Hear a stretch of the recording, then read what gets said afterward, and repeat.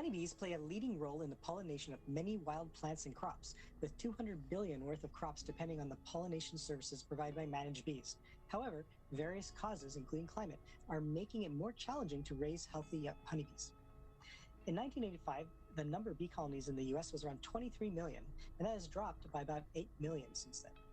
Thankfully, in the last decade, colonies have been growing in the US as states have increasingly passed laws to protect pollinators.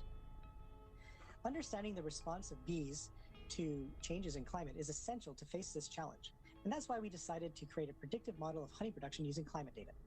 We're the Coast to Coast Pollinators, a team of 4 data enthusiasts, Marie, Andy, Chad, and myself, Talib.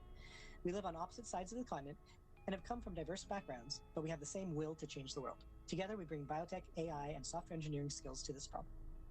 We began by acquiring, collating, and cleaning the necessary data for honey production and climate from reliable sources such as the National Agriculture Statistics Service, NASA, and NA-Cordex. We started by identifying the top predictors using Shapley values. This helped us understand what was influencing the outcomes and select features with Baruta. The model was able to replicate well the variability both on the training and test data. We then optimized the prediction by first adding predictors like lat and long and pesticide data, and then doing hyperparameter optimization. Once we trained our model, we wanted to see what would happen in the coming years. We used data from downscaled climate modeling predictors to predict honey production over the coming 8 years. As you can see, although states themselves may have different results, the overall trend for the US is decreasing. Taking all of this into account, how can we use this model to benefit those around us? First, we can use this model to help farmers predict bee activity so that they can adjust their practices accordingly each year and over time. Second, we can use updated climate modeling to see how this will affect bees and pollination in the future to inform policymakers seeking climate-based actions to improve a major portion of the economy. What's next for this prediction model?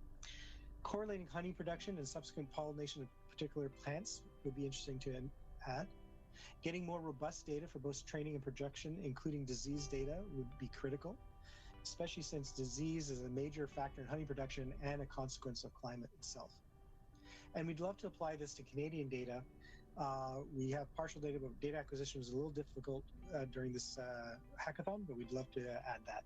So all this together, we found this experience very interesting. Our team worked really well together. We really appreciate how this hackathon is bringing climate change to the fore and involving AI.